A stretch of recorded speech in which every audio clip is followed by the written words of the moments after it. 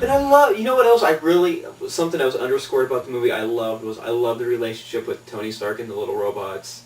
Oh, yeah. It was so, I don't want to sound gay or nothing, not that there's anything wrong with it, but it was like so touching and sweet because he treated them like they were like little children or pets. Yeah, they were absolutely pets. He's like, don't you even, am I on fire? No.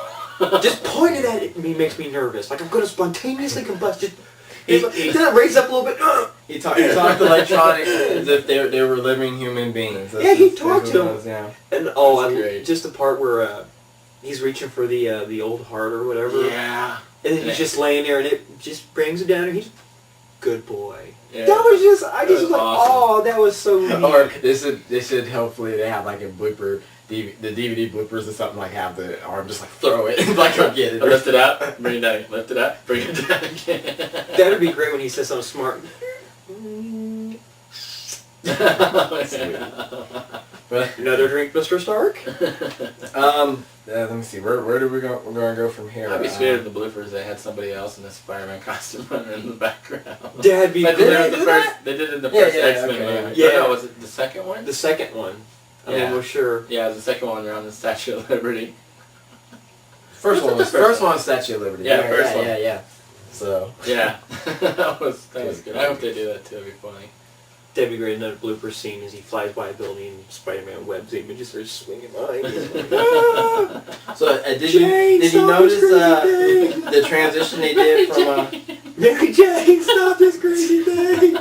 Face it, Tiger, you're screwed. Did you notice where they did like they're trying to tie it up with comic continuity now too? Because at the very end, and we're gonna go there. At the very end of the movie, did you feel like the Civil War moment where he did a Spider-Man, where Spider-Man revealed like to the public, "I am Spider-Man." Yeah. He did not expect and I didn't that. see that coming because they were like, "Read the cards," and I was like, Just read the cards. Shut up and read the cards. and he just was like, "I'm just gonna tell the world I'm Iron Man." I'm That was the that was best how way to end it too. No, just I'm Iron Man.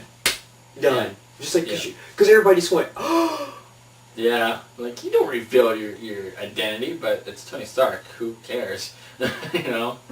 And they'll do Good luck getting to when him. they do the sequel, they'll just make it sound like he said it for a publicity stunt, because, I mean, how hard would it be to get Rose to put the armor on and say, I was just effing with you guys, look, here's my Iron Man right here, I'm an alcoholic. You don't want me flying Go ahead, war machine? How about the referral as a bodyguard? Yeah. Yeah.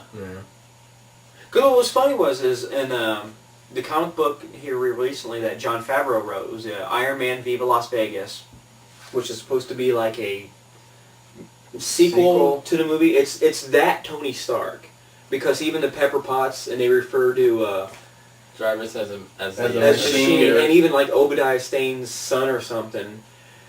But he Tony Stark, being Tony Stark that he is, at a casino in Las Vegas, picks up a couple really hot chicks, and they refer to, we want to meet your bodyguard. So either maybe they didn't catch the press conference, or maybe he came out and said, well, it was just, BS, and, because I like the ladies. And Let's get to the ending part. Well, I still wanted to talk about the character Jarvis, though. I was a did little... you like that or no? I did personally, but Jeff did not. Because he wanted... Jeff actually called me the next morning, and said, I liked the movie, it was awesome, incredible, but I hated Jarvis. And I'm like, what are you talking about? Because when you watch it, you'll see that I just don't like how they did it. Yeah, in the comic books, Jarvis is your British... typical butler. He's Did you say Skrull? You did, didn't you? Everybody is. But, I think the reason they didn't go that route, besides the fact that, Iron Man is mostly tech involved anyways, but, we've seen the butler guy. Anytime you would see a butler with a superhero, Alfred, it's the first thing you think of, And with Batman, Batman being so big, Batman Begins, and the new one coming out, I think they really wanted to avoid that. And it's kind of hard to hold a candle to Michael Caine being Alfred, because he's the best Alfred they've ever had. Right, going to try there. Jarvis wasn't that big of a character. He was in the background of every Avengers, but he wasn't that big of a character that they couldn't make him into something like that. Yeah, and considering how many other characters we had anyways. Right, and how many people is he really going to trust to know that, okay, now... Well, everybody knows. But, him being... But that was just one of the things out of all comic movies. There's always one little thing like, what? Yeah, and everybody we take a little then we have to just, okay, let it go. Enjoy the movie for what they're doing, what it's worth. Because it's like, did you want a 30-minute movie about Jarvis? No. But it did make more sense in the movie that he was a computer, because I liked how when he was in the suit, he could communicate with Jarvis, and it was Jarvis was almost like his kit. Oh, absolutely. Mm-hmm. But like like background, because while he was doing this, Jarvis was checking this. And it's hard to see. Alfred is still a little bit believable. Working the computer and stuff. But for what Tony Stark was doing, I really couldn't see like needed AI program running with him. Yeah. And it also until he becomes Ultra. Yeah, I was waiting for that. I was waiting for that too. I was waiting for some kind of I thought Hank Pym created it. Yeah, but yeah. Well, they got time. They can. There's an Ant-Man movie coming out, so. Yeah. There's a what? Ant-Man movie coming out. Oh, why? Because the world demands. Because of the Avengers. Stick on Iron Man. Okay, come on. Stop. Okay. We know that they're going to come out with our characters. And since we're going there, let's go with the other characters. That was a spoiler. Let's go into it. Yeah, there's another comic character they introduced. Go ahead, Mike. You know who it is. Go ahead. I know you're dying to tell everybody. In case you haven't seen the movie yet, let's listen to you. Or if you have and you didn't get to stay through to the credits. I mean, all the way to the very end of the credits. When that last final credit rolls, that $8 you spent, honest to God, you spent at the theater is made up for it in that final 2 minutes. Because Tony Stark walks back into the house, the mansion. Did you notice, too, it was really weird? Jarvis wasn't answering. He did, but he broke up. Yeah. Really quick. Well, yeah, S.H.I.E.L.D. just... Let's shut that computer off.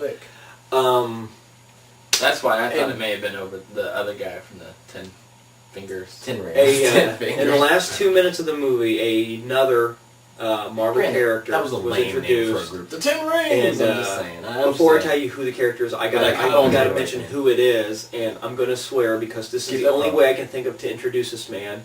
It was Samuel L. motherfucking Jackson. They have him popping up. All kinds of pictures of Samuel L. Jackson popping up. Okay, quick background for anybody that doesn't know. In the Ultimates line of Marvel's Ultimate Lines of Comics, Nick Fury they even flat out admitted fully that they based the Nick Fury character on Samuel L. Jackson. Now in the normal comic books, old crusty white guy, like Nick Fury. Oh my God, this David Hasselhoff still plagues our show. Yeah. Oh, dude, don't hassle the Hoff. That would have been great. Wait, give me your claws. There's your scroll. There's your blooper scene right there.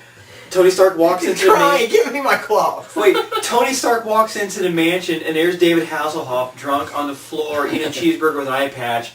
You think you're Iron Man? Where's my cheeseburger? Come here. You don't know shit about He pulls another one out that he had for last time, like he said on there. Robot, bring me a cheeseburger.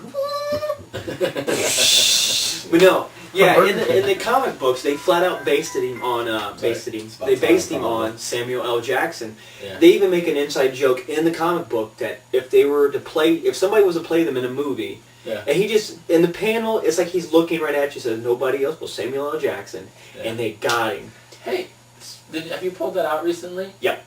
What did Iron Man say? Did he say Robert Downey Jr.? Oh, I don't know. Didn't one of them say Matt Damon for Captain America or something like that? Yeah. Or something? Or because I remember the biggest. Or maybe I'm they just kept putting out saying there. Steve Buscemi for Bruce Banner. Because he's skinny, nerdy, greasy. I love Steve. How do you see? Big Steve Buscemi fan. Me too. That would be so funny.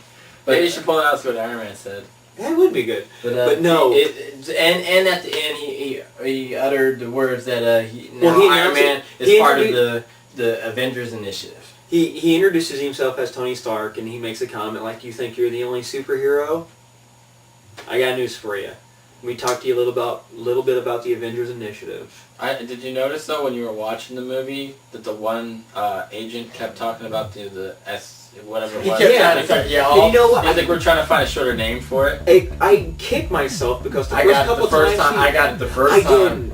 Because all this stuff, I was all up on because someone got at the end of the movie, one guy was like, "You read comics, don't you?" And I was like, "Yes, yes."